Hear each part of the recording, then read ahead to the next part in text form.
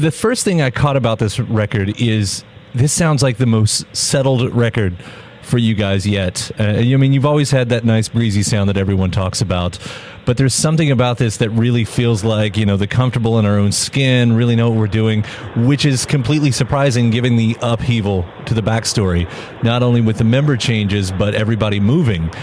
That's not really a formula that'll, kind of allows for that, but you guys have pulled it off, and I was wondering, what you would attribute that to. Well, the amount of time that everyone in this band has played music together, we have a strong musical connection. We have, a lot of different strong musical voices coming together to compromise and work together and create one musical whole, There's sort of a lot of theme of this tour that we're on is communication, the communication tour.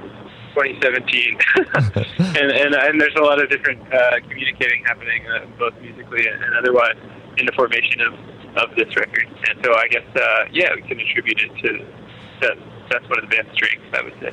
Well, I mean, you talk about wanting to go in here and find new sounds. Were there conversations going into the record as far as really, like, we do want it to sound like this, or? I mean, the idea was we felt that with our previous record, Atlas, we'd done a pretty good job of documenting like what the band can achieve and sound like live. Not to say that there aren't overdubs on that record, but that they're like really based on strong basic takes of the whole band playing together.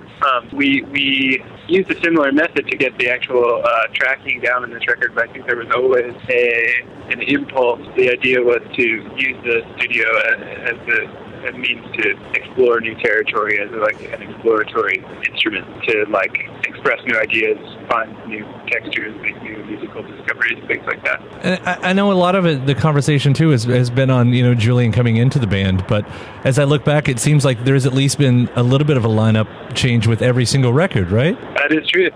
Yeah. Definitely. So it's kind of interesting that everyone's making such a big deal about it this time. I guess that's an astute. That's an astute observation there. Yeah. Well, was there a transitional period for you because of it this time, or is it something that you're sort of used to? It's definitely been a transition, and one that we've enjoy thoroughly. It's like if nothing else has given us the ability to like I was saying before, just continue to forge new territory and explore new ground. I mean, but in some ways it's been a transition, but in other ways it's been extremely comfortable because Julian is one of the first people that I ever played music with, ever, and have the very first tour I ever went on was with him and playing his music, and we played the band together in high school, so that connection is there, But he obviously brings a whole new sonic palette to the table, which has been kind of, it's at once exciting because it's blazing new territory, and also really comfortable and familiar because it's a person whose personal and musical style I've been so familiar with for so long, Yeah, and the buzziness in some of those leads that he has and everything.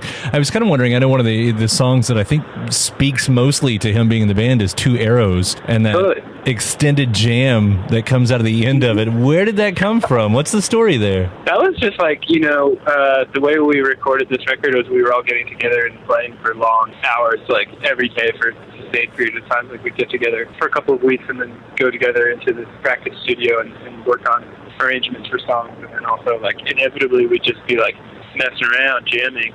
And that was a chord progression that came out of us, if I remember correctly, just everyone in the band playing together and jamming and just repeating this thing over and over again and being we like that, we should stick it on the record somewhere as an outro or so an interlude or tack it on. And then we were simultaneously working on the first part of the song, Two Arrows, and just were feeling that it needed something, It was just a pleasant enough song, but it really sort of comes to life with this other. It was basically we mashed together these two disparate ideas. Yeah, it's cool and works as almost a centerpiece for the whole thing. Cool. Although, when I listen to the whole record, I guess this one, in my mind, has more of a beachy sound than you guys have ever pulled off, which I was thinking, how do a few guys from Jersey end up getting so in tune with this traditional West Coast music?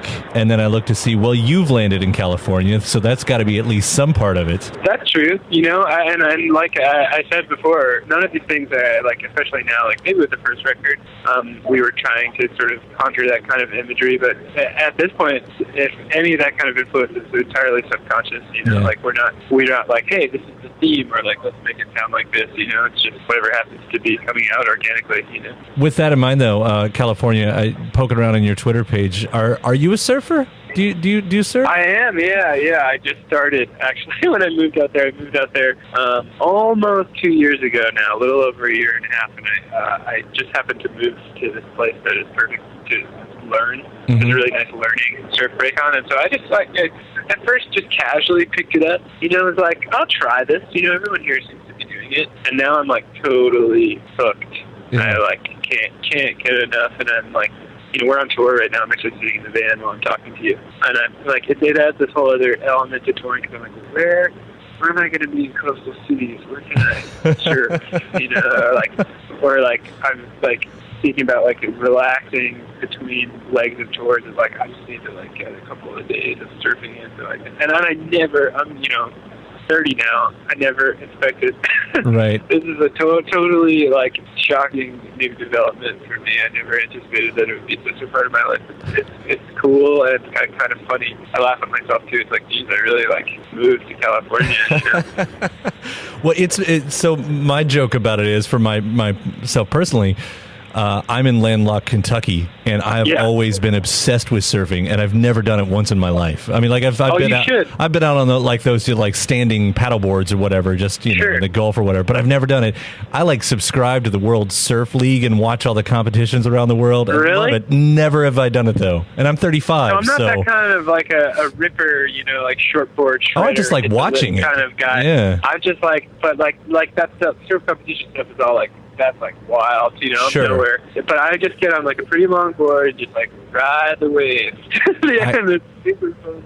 I gotta do it. I gotta do it one day. I encourage you to like take a trip with that specific objective in mind, because you can be standing and riding waves a lot more quickly than you think. I bet. Yeah. All right. I will. I have to. I know I have to. So it's gonna happen. You have to. Yeah, you really have to. You might end up moving out of Kentucky if you do it, though. So be careful.